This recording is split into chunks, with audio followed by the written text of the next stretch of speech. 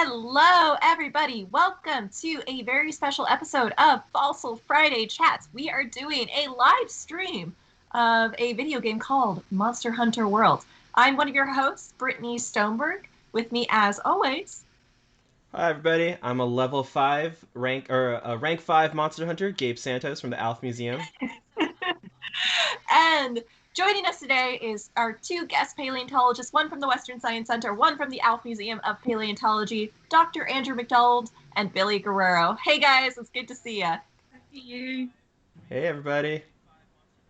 Yeah, so um, why don't you two go ahead and tell the viewers a little about yourselves? And do you play video games? Or is that something that you do? Have you done before? Yeah, I could go first. So my name is Billie Guerrero, and I'm an educator and paleontologist at the Raymond Alf Museum of Paleontology. And so I do play video games, lots of video games, as much as I can. I usually play horror video games, survival horror, like Resident Evil was my favorite game ever. Resident Evil 2, the remake. So games. Love the zombies. And I do like to play less scary games like Mario 64, keeping it classic. I also late bloomer here because I just got into Zelda. Yes. Ooh. You were telling me about that and I got so excited when you started playing Zelda. I messaged Gabe and I said, I just finished Link's Awakening and it broke my heart. Broke my heart, but it's a beautiful game, and so really I got into playing more Zelda games. Right now I'm playing Breath of the Wild, and it's a beautiful game, very different than what I'm used to playing, which is just like gore and zombies and stuff. But yeah, I definitely play video games. Andrew, what about you? Well, I'm rather a neophyte when it comes to video games. I only started playing last year at the urging of Brittney and Gabe. So far I've played. Our fault. Yes. So far I've played only Among Us and Animal Crossing. But I do enjoy Animal Crossing. I like catching all the different fish and sea creatures, and from a science standpoint, that's pretty neat because they're all actually real creatures. You can catch a whale shark and all sorts of beetles and things, and then put them in the museum. So that's nice too. That's essentially what I do in real life. I find cool things and put them in the museum.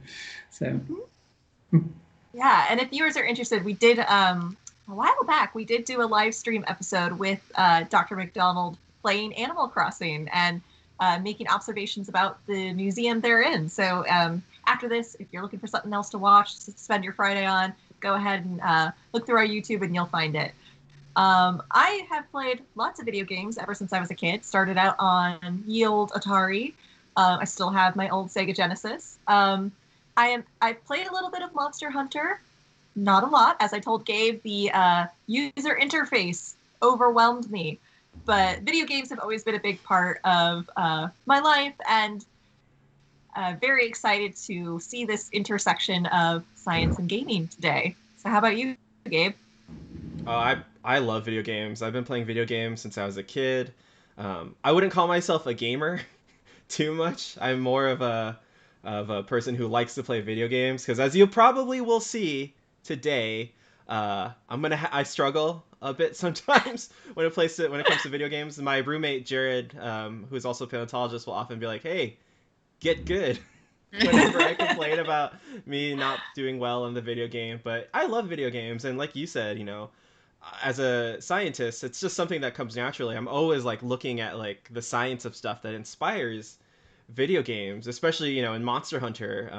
I played on my PS4 before I got my PC, and I loved playing. I sometimes would just travel around just looking at everything and kind of playing naturalist in the game, and it's such a beautiful game. For Billie and Andrew, I mean, you talked a little bit about it, Andrew, but Billie, do you ever, think about the science that inspires video games whenever you play? Oh, of course. Resident Evil 2 came out during this close to the start of the pandemic, and I just was thinking, crazy thoughts because I was like, oh man, there's a virus breakout and it's eerily similar, the opening to Resident Evil 2. I'm sorry, not Resident Evil 2, Resident Evil 3. That was the one that just came out. And then like the opening of it, I was just like, this is too on point. It's kind of scary, you know, but like the science that goes behind Resident Evil as far as like it being probable, like, you know, I was asked actually, like, can zombies really be a thing? And there's like close to like already zombified animals where we have parasites that latch themselves on to ants or to other insects and, you know, cause them to, you know, get eaten by like what their main goal is like some larger mammal. And so like that's where my brain starts going when I'm playing these games as well, you know. So Yeah. definitely think about the science behind these video games. That's the concept behind The Last of Us. You know, that's a zombie game where the cordyceps fungus had mutated and can now infect humans, and they become zombies basically, and they go out and will, you know, kill everybody indiscriminately. And so, you know, it's really cool for a lot of folks who play video games. They don't, it's not their fault, but sometimes they don't realize how much science has influenced either the story, the world that they live in. And so today, that's what we're going to do, is we're going to talk a little bit about the science that influences Monster Hunter. For those of you who have not played Monster Hunter is a really cool game from Capcom. It's really popular in Japan, and it's basically a fictional world where there are these huge, crazy monsters, a lot inspired by dinosaurs. I mean, sure, there's dragons too, elder dragons that don't look like it, but a lot of the other creatures look like dinosaurs. And actually, a lot of the game is really cool because the developers spent a lot of time to create almost a living, breathing, feeling world. And it's really cool. And Brittney, you've played Monster Hunter. Do you see a lot of the same things? Oh, absolutely. I think that's part of the really interesting way that they constructed the world is you don't just have these animals, these fantasy animals roaming around in a vacuum. They have behaviors, they interact with their environment. So I think that's really a very cool reflection of how they built this game around science and biology and things like that. So I'm familiar with Monster Hunter. Gabe's familiar with Monster Hunter. I'm sure lots of our viewers are, but Andrew and Billy are not as familiar with this game, and we specifically did not tell them quite a lot about it before we dropped them in today. We wanted to get their untarnished viewpoints of the animals they're going to see today. So I think that's going to be a fun little tour through this virtual world for them. Yeah. Really quick in the chat, Lucas said, have you ever thought about playing something like Ark Survival Evolved? I actually just bought that game because it was on the Steam sale. So maybe down the line we'll play that a little bit. I'm not the greatest at survival games. My patience is very, very thin. So I can't, it's something we might get into down the line. What was it, Billy? They're a bit anxiety-inducing. A little bit. Yeah, like I'm playing Subnautica, and like there's the part where like you have to worry about your food and water level, and I'm like just swimming, enjoying all the fish, and I'm like, oh my gosh, I'm gonna dehydrate and die because I forgot to drink water. I mean, you have to think about those things. You have to think about those things in real life. Do you want to think about them in the context of a game? Sometimes yes, sometimes no. Yeah, I like to torture myself, so I'll put myself there in that situation, even though I survival horror. There's another survival horror game I started playing called World of Horror, and is like that's kind of like an obscure game. Like not a lot of people know about it, but it is fantastic. You guys check it out. It's so awesome. It's a PC game, but yeah, it's kind of based off like Junji Ito, and a little bit of Lovecraftian things. Like it's really awesome. Cool. Well, I think who's ready to go monster hunting? Everybody? I am. Yeah. Let's do this. Cool. So let's get started. While I load up the game, how about everyone watching in the chat? Why don't you put in your favorite dinosaur or paleontology themed video game, maybe for something to play down the line. Mm-hmm. All right, we are in the world of Monster Hunter. So we are currently in Astera. This is the home base, I guess, for everything. That's my character. I wanted to look like a waterbender, so that's why I'm currently wearing that. And also, this is my Palico, Fennec, which I know is a canid, but he looked like a Fennec fox, so I decided to name him Fennec. So let's get started. Isn't it cute? It's I very wa- I put appropriate. it. It's very appropriate for today's theme. That's why I put it on there, because today what we're gonna do is we're gonna head out to the wild jungle or ancient jungle, which is the starting area of Monster Hunter, and we're gonna hunt an Anjanath. Now, Anjanath, for those, I'm not gonna spoil it. Let's enjoy. Let's just go. Is it cleaning itself, or is it like adjusting its little armor? Both. All right, here we go. Ah, jumps on your back. So cute. Billy, Angela, you're both dinosaur paleontologists, correct? Yes. What are like your specialties while we get started here? Yeah. You can go first, Billy. Oh, so I work on hadrosaurs, specifically Parasaurolophus, and I study hadrosaur brains, and I'm also expanding that to brain cases. So yeah, that's what I do. Well, so my colleagues and I from the Western Science Center and a couple other institutions are looking at a slice of time in New Mexico around 80 million years ago. And so what we're finding there is all sorts of different dinosaurs and other creatures. So hadrosaurs, tyrannosaurs, ankylosaurs, as well as crocodiles and turtles. Which is fun because that means I get to work on a lot of different things from that slice of time. And speaking of hadrosaurs, I thought Billy would be excited about this. Like you said, I've been completely in the dark about this game, but like already the scenery is gorgeous and I'm loving it. Like I knew I was gonna want to play this game, although I haven't finished Zelda, so I want to finish that. I'm like somebody that needs to finish a game before I start a new game. Yeah, this is beautiful. Does the scenery kind of reflect the sort of environment that hadrosaurs would probably be roaming around in? Oh, it's so cute. I would say so. Yeah, that's so awesome. They look so stoic. It's awesome. Yeah, I would say so. I don't see any fields of grass or lots of flowers around. So yeah, it definitely looks very Cretaceous period setting. Were flowers and grasses not something that you would find in the Cretaceous? Not till the end of the Cretaceous, you start to see like the first flowers at the end of the Cretaceous. So not a lot of flowers. We don't have any grasses till the end of the Cretaceous as well. And then we start to see those plains come about during the Cenozoic.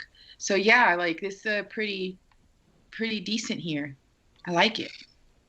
Yeah, a lot of ferns. I see some conifers back there, and very rainy. Yeah, I'm sure a lot of the places where hadrosaurs lived in North America would have been very wet. Yeah, muddy rivers and a lot of rain. Yeah, that's really cool. And I love the way that they have the hadrosaurs moving. I have always liked that kind of loping elegance that hadrosaurs have. Yeah, it's definitely a warmer, wetter world, and that's what it looks like. And I just want to hug them. I understand that impulse. Andrew, you were talking about knows I love creatures. I love creatures and animals. Andrew, you were talking about the loping gait. So, like, how do we know that this is how hadrosaurs move? Well, it'd be a couple of different ways for studying how different dinosaurs would move. You can look at the skeletons themselves, and so different teams of paleontologists have built computer models, computer simulations of hadrosaur skeletons and tyrannosaur skeletons to see things like range of motion and how quickly the animal could move and still be balanced, still move reasonably.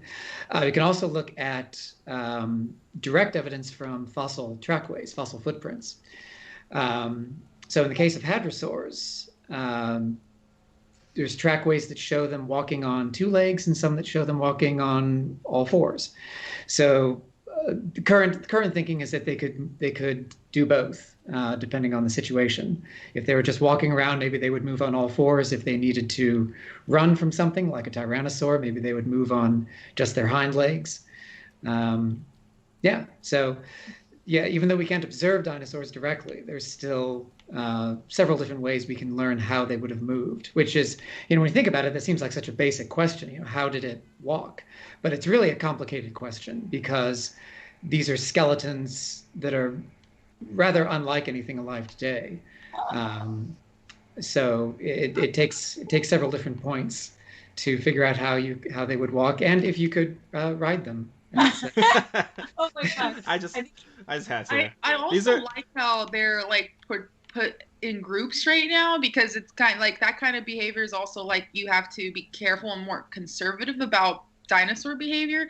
But like I've read some papers, studying the brain of Parasaurolophus, that it's, and their crest functions, because they have all these modified nasal passages that presumably might have been for communication purposes. And if they're communicating, we could assume that they were social animals. Yeah. And so we see them here in a group, which is pretty cool too. Like that's, probably like how I imagine hadrosaurs is traveling in groups like that. So these are apthenoth. These are obviously inspired by hadrosaurs like Parasaurolophus and stuff like that. Now, Billy, before we move on and look at other creatures, you want to tell us a little bit about the baby Parasaurolophus we all know and love? Yeah, so at our museum, at the Alf Museum of Paleontology, there's a complete skeleton of a baby dinosaur, baby Parasaurolophus, that we call Baby Joe. And Baby Joe was one when it died, and it's about 6 feet long. And it was, it doesn't have a crest, so that's really cool, because for a long time we weren't sure like if these hadrosaurs were born with the crest or did it develop throughout its life. And that's just like one way to show that like babies in the fossil record can really show us a lot about the growth and development of these dinosaurs, because now we know based off of this specimen that the crest develops throughout its life. And also it's insane to think like a 6-foot dinosaur, these are hatched from eggs and they're small, and then in 1 year they grow to be 6 feet long. Like that's a lot of growth in such a small time frame, so yeah, it's a really cool specimen, it's the most complete dinosaur ever found in the Kaparowitz Formation of southern Utah. So yeah, really cool specimen at our museum that we're really lucky to have there. Obviously they didn't have those big tail clubs because again this is a fictional world inspired by science. Yeah, I'm not one of those paleontologists like they didn't have that, and actually Excuse me. In the chat, Tristan Stock was saying that this place was actually inspired by North Australia, I think. The developers went there and used that for the inspiration for the ancient jungle. Oh, okay. Oh. That is awesome. Earlier I looked at some of these birds, Andrew. When we, showed you this a little bit earlier, you're really interested in those. Birds were around already, right? By the time the dinosaurs, or during the Cretaceous? Indeed, yeah. Birds first appear in the late Jurassic, about 150 million years ago. And in the Cretaceous period, they started to become extremely diverse. By the end of the Cretaceous, the modern bird groups had started to appear. So actually, this came out just either last year or in 2019. A new fossil bird called Asteriornis that was found, I think, in the Netherlands. And it's based on a beautiful little three-dimensional skull, which is a very rare fossil for a Cretaceous bird to have a nice little skull. And Asteriornis is actually the oldest known member of the group that includes living ducks and geese and chickens. So it shows that by the end of the Cretaceous, the modern birds have started to appear. So Asteriornis, basically, it would have looked probably something like a pheasant. It would have had a toothless beak, just like any modern bird. Oops. And that's. What have you done, Gabe? Sorry. So this game is called Monster Hunter, and part of it is that we have to hunt, and some monsters are hostile, and so every now and then I might have to go in and stop these from killing me so that we can continue the stream. But yeah, continue talking about the thing. Yeah, that's cool. So yeah, so in the Cretaceous, birds were beginning to diversify, and at that time, of course, they were living alongside a bunch of other types of dinosaurs. So modern birds were the only dinosaurs to survive the mass extinction 66 million years ago, and have since diversified into more than 10,000 living species. So as a paleontologist who sometimes studies theropods, and also as a birder who has enjoyed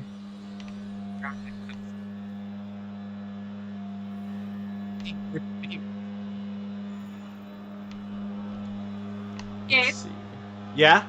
there's a bit of a loud sound. There we go.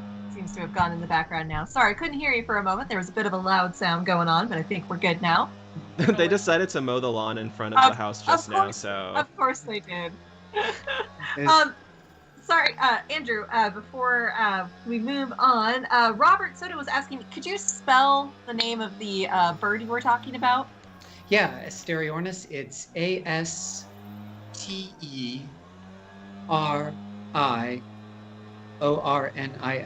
Asteriornis. Wow, I would butcher that so bad. Oh, hey, Rob. Good to see you. Yeah, good to see ya. Rob is a Alf alum. He was a art intern at the museum. Oh. All right, so noticed now I'm on the hunt for Oh, go ahead. Anjanath. So, sorry. I'm on the hunt for Anjanath, so hopefully it'll show up in a little bit. If you see anything you want me to stop and look at, just let me know. Well, there's I that's have a joke. I have a joke Go because ahead. Andrew said that there's like 10,000 species of birds today, and we have like 6,500-ish species of mammals today. So I ask you, are we really in the age of mammals? We're still in the age of dinosaurs. I feel outnumbered by these dinosaur paleontologists all of a sudden. I'm just kidding. Okay, I think... I- Hold on. I'm about to come up on Anjanath, Oh. so I'm All gonna right, put this let's on see. so it doesn't see me. Oh, Are we playing by Jurassic Park rules? There it Oh. is. Oh my This here Hello. is the mighty Anjanath. ooh, that's so beautiful. And I guess I can definitely say that it's modeled after a theropod. Yeah. Yeah, Andrew. Andrew, you work a lot on tyrannosaurs. What are your thoughts about this big beauty? Well, that's pretty neat. Oh no! Oh no! Wow. Watch out. Oh, that's so awesome. Does it have Yeah. like little feathering covering on it? Yeah, looks like it does. Oh, Yeah, that's so, awesome.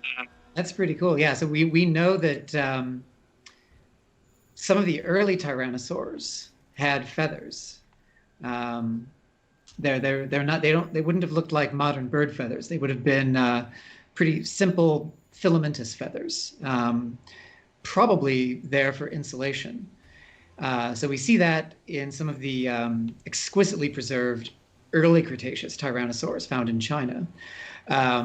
For later tyrannosaurs like T-Rex itself, there's all sorts of critters running around. We don't know if they had feathers or not. There's some evidence for scaly skin in those later giant tyrannosaurs like T-Rex.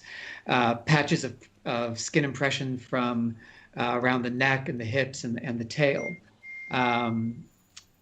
So one of the open questions is, if they had feathers, did they have feathers when they were small, like hatchlings, and then did they lose the feathers as they got bigger over their lifetime, or did they have scaly or wrinkly skin on some parts of their body and feathers on other parts? So there's still quite a bit we don't know about the body covering of giant tyrannosaurs like T-Rex. The direct evidence that we have indicates scales in at least some areas of the body. So. Oh, it's so entertaining watching Gabe try to follow this animal without getting chomped. Yeah. So the green thing being left behind is just so you know where to follow it. Yeah, so in the game, those are like what are they called? Not fireflies. That's the wrong video game. They're like little insects that glow that can track the scent of monsters and stuff. And so they help me. That's why I was picking up footprints earlier, because they track the scent of it. Oh, it's resting. Okay, so this is really cool. This is definitely different than T-Rex. Wow. Well, Is that accurate? Is that accurate, guys? like, Yeah. Well, that would be like, just to make it more scarier. yeah. Just add wings to it. No, I think feathers is such an interesting thing to I get a lot of questions about which dinosaurs had feathers, and a lot of people think, flight feathers. Well, can it fly then? No, it wasn't like a flight feather. It was definitely different. And I think it's so interesting when we start to see feathers on dinosaurs, because then it's like, they didn't evolve for the purposes of flight. They, presumably evolved for the purposes of insulation, like you said earlier, to keep heat in. Which no. Okay, never mind. No, we're good. But then at least the question is like, well, then were they able to regulate their own, heat? Were they warm-blooded, and when did that come about? And were they somewhere in between? I'm more, inclined to think they were somewhere in between. But yeah, like it leads those kinds of questions as well when we find feathers, especially knowing that they're for insulation, not flight. Oh, we might see a hunt right now. Hold on. Ooh. So see, Anjanath, see that weird appendage it has on the top of its head? That's its basically for its nose. T-Rex had good olfactory senses, right, Andrew? Very much so. Yeah. In fact, all the Tyrannosaurus senses would have been very keen. We know by looking at the internal structure of the bones that surrounded the brain. It's called the brain case. That, as Gabe was saying, the olfactory bulbs are quite large, so that indicates, cool. That indicates a keen sense of smell. Oh, no, don't run over here. You're a bit in the way, Gabe. Oh my gosh. No. Hey, you better go get your homies over there. Oh no. Okay, I think. Okay. No. We're good. Down. Nope. Okay, I'm sorry.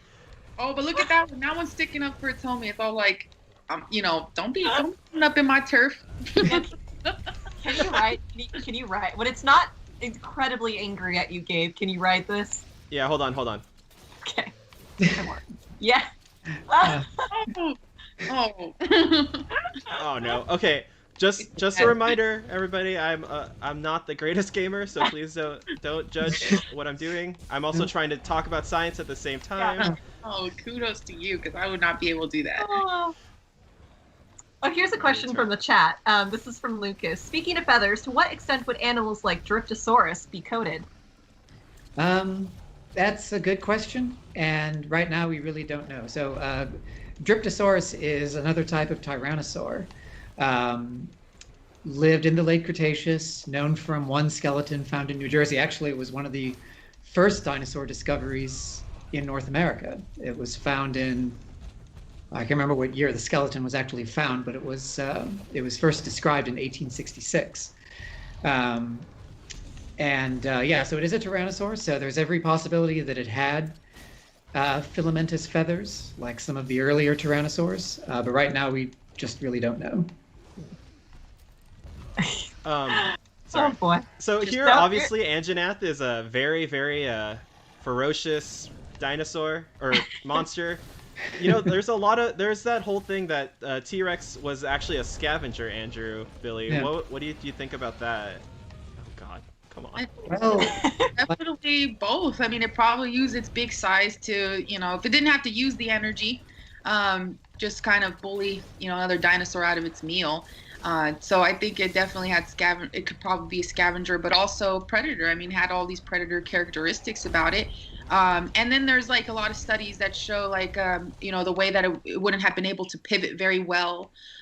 So, running after something and then doing quick turns would have been kind of hard for it. So yeah, I would think it's definitely both. Yeah, I would certainly agree. Almost any meat eater that we can observe today will hunt and scavenge. About the only true scavengers alive today are vultures. Hyenas hunt and scavenge. Even lions won't pass up a carcass that's just laying there. So I'm sure T-Rex would be much the same. Sorry. There's a puke here now. There's two big monsters. Gabe is having some difficulties. And then, like we were saying earlier, T-Rex would have had a really good sense of smell. Also, we can tell by looking at sometimes the bony inner ear structure is preserved. in some Tyrannosaurus skulls. And you can tell by looking at the shape of that the hearing would have been very acute as well, especially for low frequency sounds, which is the type of sounds that we think that plant-eating dinosaurs like hadrosaurs would have made.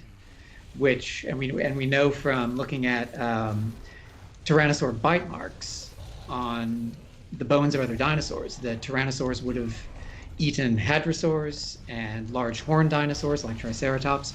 Also, the eyesight would have been extremely keen. So, like the whole bit in Jurassic Park about T-Rex not being able to see you if you stood still. No, absolutely not. T-Rex had excellent eyesight. So, in late large tyrannosaurs like T-Rex, the back of the skull is extremely wide, and one of the effects of that is that the eyes are turned almost forward. So there would have been a lot of overlap in the field of vision between the right and left eyes, which means good binocular vision, just like humans have. So we can judge depth extremely well, and so could T-Rex. So yeah, so like Billy was saying, all these characteristics, all these keen senses, point to an active predator. But certainly, I'm sure it wouldn't pass up a free meal if there was just something dead laying there. Oh no! Oh no! Oh, there's a free meal right there. Yeah, Gabe is experiencing the bone-crushing bite of Tyrannosaurus firsthand. And Jeanette. It takes a while to take these down, huh? Yeah. I mean, it probably would be easier for a better gamer. Also, I usually will play with my brother, so like I'm not used to doing this on my own. Yeah, it's always fun to play video games with someone else. Yeah.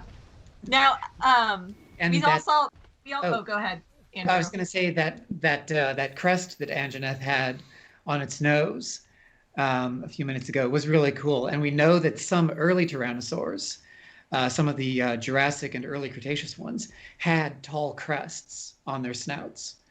So like T-Rex didn't. T-Rex had this row of rough bone that would have been covered with keratin, like our fingernails, would have been this rough area of keratin on the face. But earlier tyrannosaurs had big crests running down the midline of the snout. So that's cool. That's a nice little detail. I always bringing up that example of Jurassic Park, by the way, Andrew, because it's like when they're like, "Stay still, can't see you." Yeah. It's like, no, if you ever did come across T-Rex, do not follow that. I'm not quite sure what the best thing would be to do. Probably just run really, really fast. It would be to run and run next to someone who's slightly slower. Yes. Or no, just give up. No. I'm not giving up. I'm just sharpening my blades. Now, earlier we saw on Angina, we saw that sail-like appendage on its body. Now, as far as I know, that's not something that T-Rex had. But are there any other dinosaurs that may have made use of something like that? Is that completely fantasy? Yeah, no. Having a sail is a feature that a lot of different dinosaurs evolved, and a lot of different creatures through time.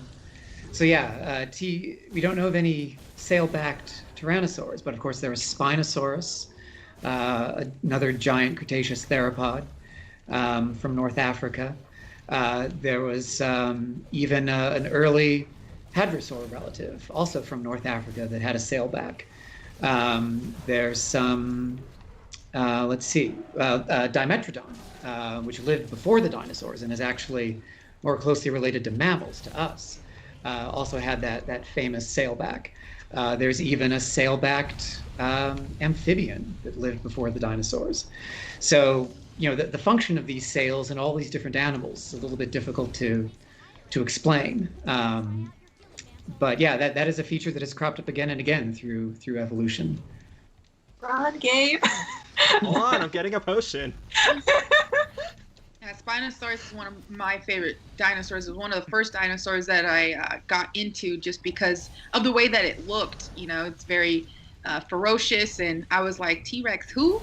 Like, who is that? No.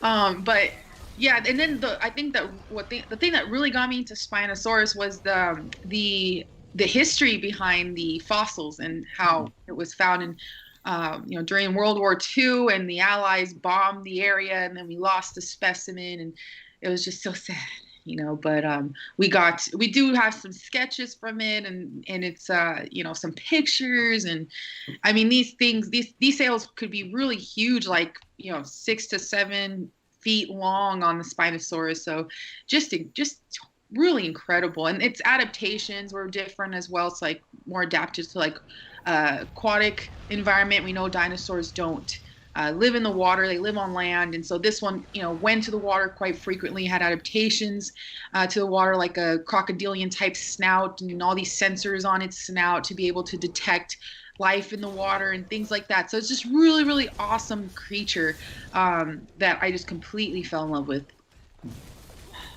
Yeah, Spinosaurus is cool. In terms of a size and like movement, how well do you think they translated what we know about T-Rex to Anjanath? Well, I mean, the size compared to you, maybe a little bit exaggerated, but the biggest T-Rex we know of was probably about 45 feet long and would have weighed something like 7 tons. So it was a truly gigantic animal.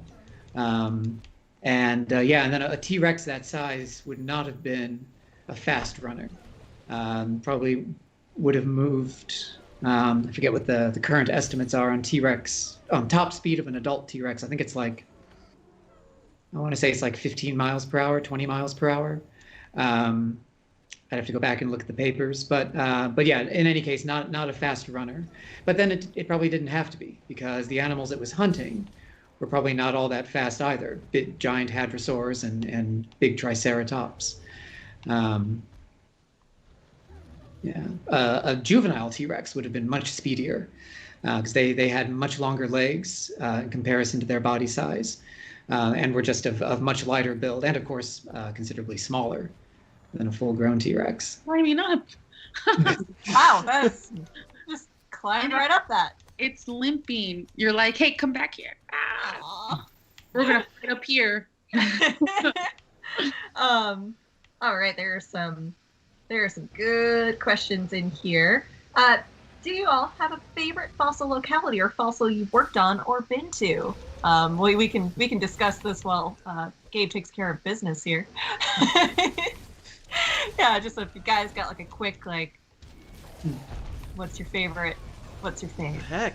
Oh my gosh! Oh no! Hi. Gabe, we never discussed what was going to happen if you lost. I'm not losing. Come on. Well, I've only been to very limited locations. I made a transition from anthropology to paleontology later in my academic career. And so I've been to Kenya in 2017 in the Great Rift Valley, which one of the geological wonders of the world. Is very lucky to be out there. And it was a really amazing place, and I'd never been out of the state, let alone the country. So I was super excited to go, and it was my first travel experience, and I learned a lot.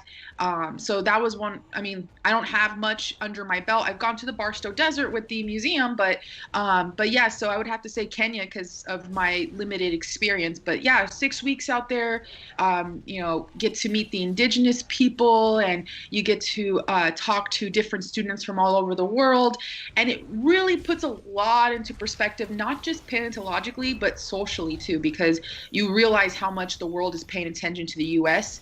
Everybody was just asking us questions about our politics and about our lifestyle, and they were so on par with everything. They were so informed, and I felt so ignorant because I was like, I don't know, like, do you guys have a president? Or what do you guys have? So it really caused me, this was a really eye-opening experience to just realize how much the rest of the world is paying attention to us and how influential we could be, So I learned a lot, not only paleontologically, but sociologically too. So that's one of the good things about traveling to outside of the country, which, I wouldn't have been able to do without funds and stuff. So it was great. It was just such a great experience. So that would have to be my favorite locality, was the Great Rift Valley. I'm glad you had a good time, because I am not having a great time right now. now. We just, Gabe just nearly got swallowed whole. Oh my gosh. I guess for me, certainly the area in New Mexico that my colleagues and I are working in now is a really amazing place to visit. Um, Probably the area that holds the most memory for me would be a different part of New Mexico, where my colleague Doug Wolf has been working since the late 90s. And I joined him out there when I was in high school. It was my first field experience in paleontology. And we were digging up some of the dinosaurs that he and his crew had found, especially Zuniceratops, which is... Oh, he did it! Oh my, oh dear. What just happened? Oh. Oh. Well, that's... Oh. We're all like, oh. I'm so conflicted in my feelings I because know. I'm happy Yeah. for Gabe, but like also, it's dead. Well, I'm gonna carve it now and get some Oh my materials gosh. from it. Oh my, Leave okay. it there so it could be a fossil eventually. I'm leaving its bones behind. I just need its pelt and some Wow. scales and a pelt. So yeah. So yeah, that's Anjanath for you. So on a scale of 1 to 10, like, what do you think? I say 10. Yeah. I mean, Yeah. it's the animals move really naturally. The environment is really natural. Yeah, it's pretty cool. What do we got coming in here? Are these some giant insects? Yeah. There's a lot of in the world of Monster Hunter, like everything else is giant. So like there's giant insects, there's giant mammal-like animals, there's the elder dragons, which are all inspired by like more mythological like creatures. There's a lot of really cool stuff in here. I'm just going back into the forest so we can look around and talk some more. Yeah. Let's see. There was one, since we're closing off on Anjanath, there was one question from our friend Rob. That's, what's your best guess for what sound T-Rex made? He's heard about low frequency sounds. Is that accurate? Yeah, it's difficult to say, of course. Like I said, we know from the structure of its inner ear that T-Rex was probably most sensitive to low frequency sounds. So, we don't know if maybe they would rumble or growl like alligators do. There are birds alive today that are capable of making low frequency sounds. It's hard to say exactly what it would have sounded like.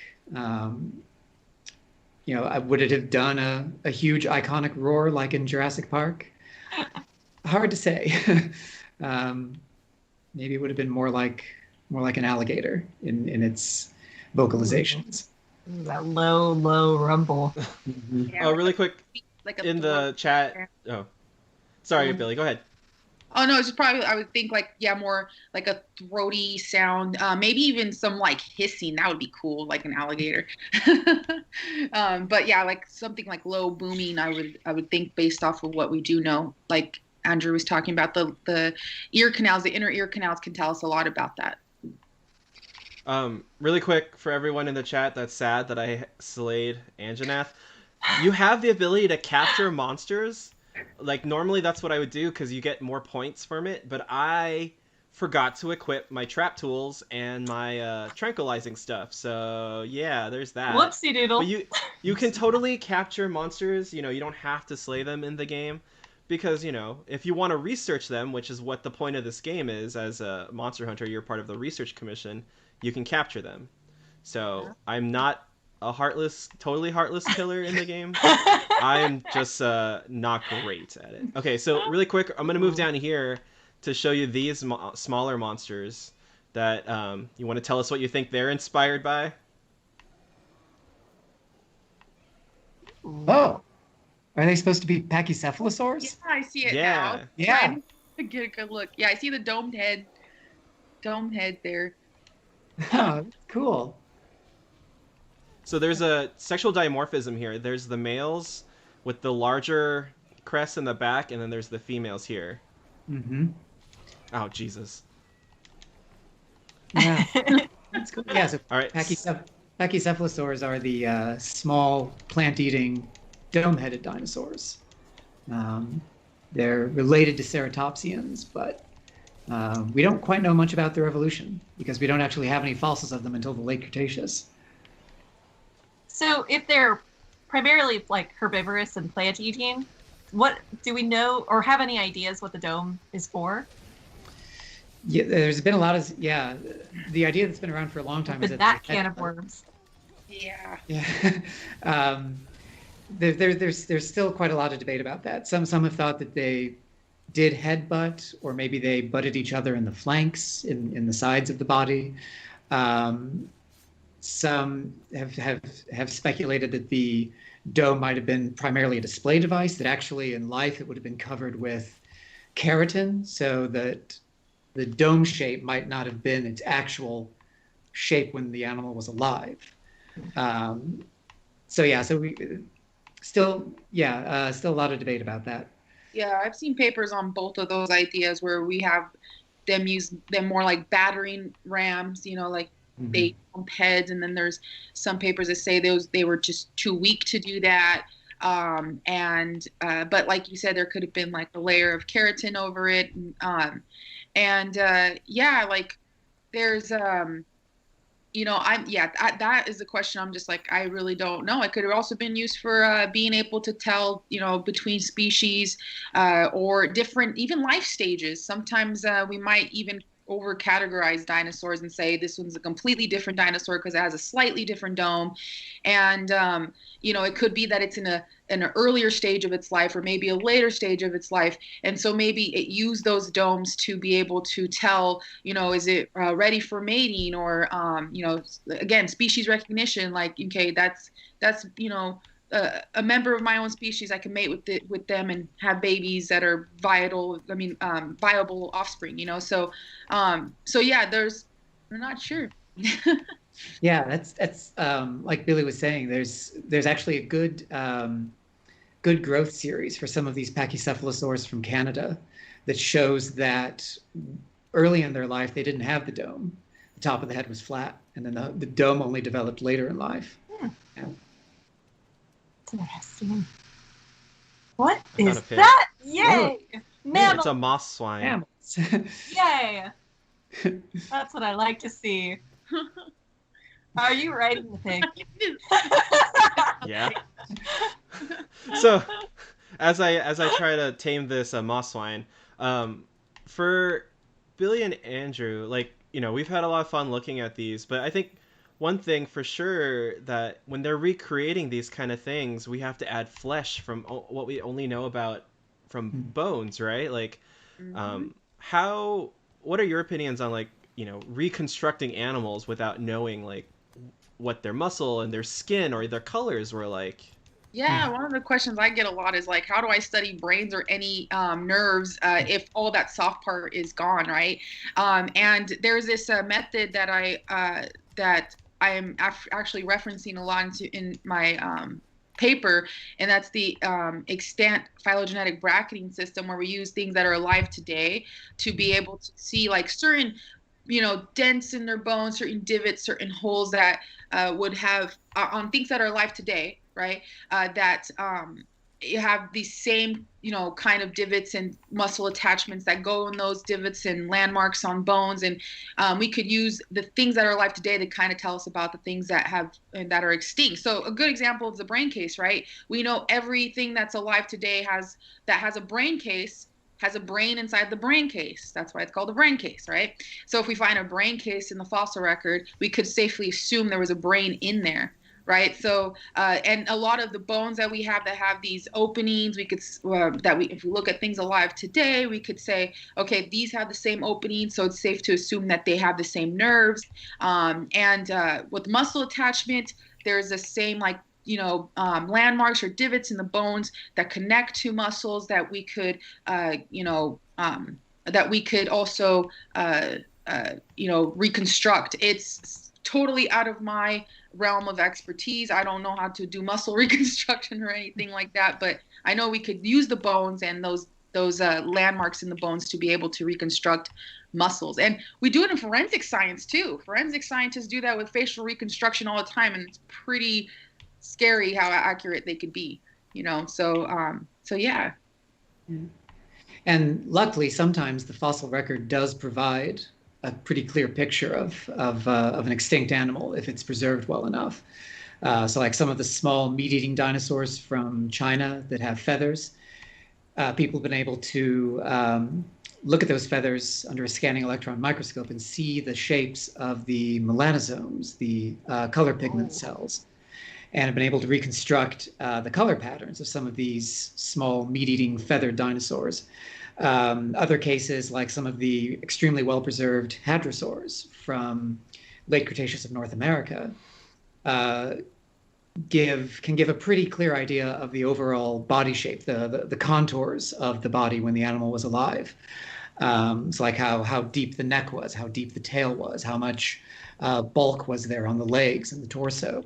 And then sometimes you can look at, like Billy was saying, looking at modern animals to get an idea of how you would construct. Ow, that was quite a sting.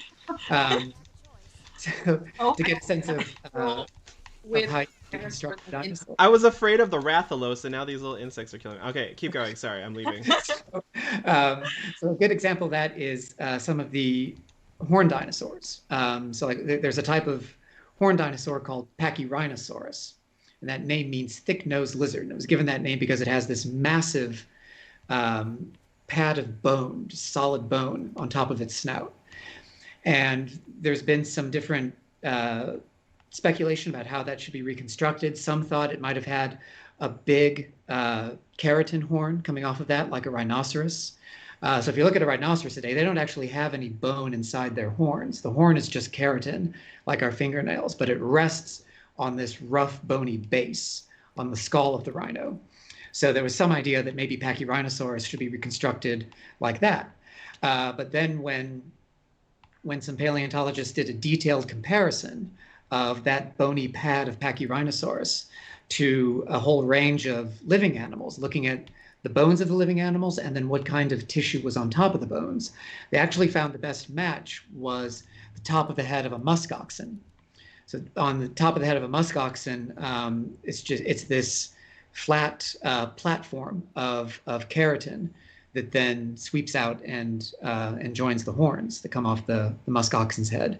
So it seems likely then that Pachyrhinosaurus would have had not a big keratin horn, but instead kind of a big, rough platform of keratin covering its face.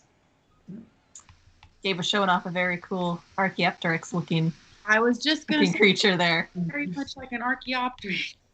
Cool. We've got some pterosaur-like creatures, I guess. Or even there were dinosaurs with membrane wings like that as well. Yeah. So we're about to finish up here on the stream. So I guess just to like kind of close out, we'll do a little Q&A as I finish the game. Is like, what do you think about Monster Hunter World, and kind of what are your thoughts on like, you know, video games just taking from the real world and science to create these really cool fictional worlds? Yeah, I Really? think I'm definitely gonna pick up the game. I just love the scenery too. Like I can't get over how good it looks. I think that, you know, the science in video games, we don't really think about it, you know, unless maybe this is what engulfs your life. But it's just pretty amazing how much research actually goes into these games. And like everything in pop culture, you don't really think about how much research goes into these games. And obviously somebody's done a lot of research, and obviously also add some fantasy elements to it, and it just makes it something that's already so cool, like just so otherworldly. You know, it's amazing. I love it. Kind of gives us the fantastical a grounding in some reality and some actual science, which I think is neat. Oh yeah. Yeah. Mm-hmm. Andrew? Yeah, I agree. I think it drawing from the fossil record or from living animals certainly makes the the game seem more natural, more real. Yeah, and like Billy was saying, I certainly admire the attention to detail in the research that must have gone into this. Oh yeah. I mean, like for me, I love to talk about how you can make connections to things you wouldn't think about, right? Like science in video games is like it's not necessarily like the science is on the forefront. It's not part of the mechanics of the game, but it inspired the world that we're looking at, like with the Anjanath and all the other monsters we saw. And it's a really cool way when you can get people to think about that when they're just playing the game, and it helps them to remember that like science is everywhere, and make those really cool critical thinking connections whenever like you're playing a video game or watching a movie. It's just you can just have that moment of like, cool, there was a T-Rex there or something like that. Yeah, I think it definitely brings an awareness to how much paleontology like permeates our pop culture and how often we use it without even realizing it to portray fantasy worlds or fantastical environments, and how much we take from environments that are already past. I'm sure there's plenty of people who have played this game that, you know, probably looked into it. Like, did the T-Rex actually have wings? You know, like just gets them to start asking these questions, and hopefully looking those questions up. I mean, the internet is at our fingertips, right? So it's a really quick Google search, yeah. So definitely, I'm sure has inspired many to look into those kinds of questions, which is really cool. Yeah, if anyone has any last questions for our guests or for us, you can go ahead and put them in the chat. But also, you know, one thing to remember is a lot of us paleontologists and scientists are out there, you know, on the internet. If you ever have questions, you can find us or our museums and ask us. We're happy to interact and share our love of things. As you saw, you know, we're just like everying else. Some of us are better at video games than others. Some of us are not that great. I almost died like twice. I know. That's how the way you said it was so ominous. Like, we're out there. Yeah, we're out there. We're out there, and we're coming for you. No. All right. Well, I guess that does it for episode today. Just want to say thank you all so much for tuning in to our special live stream of Monster Hunter World. Thank you so much to Billy and Andrew for joining us today. If you like this program and want to support programs like it at both the Western Science Center and the Alf Museum, you can find links on how to do that in the description below. And as always, please make sure you like and subscribe to our channel for more stories from the world of paleontology, and we will see you next week for another episode of Fossil Friday Chats. Thanks, everybody. Bye. Bye.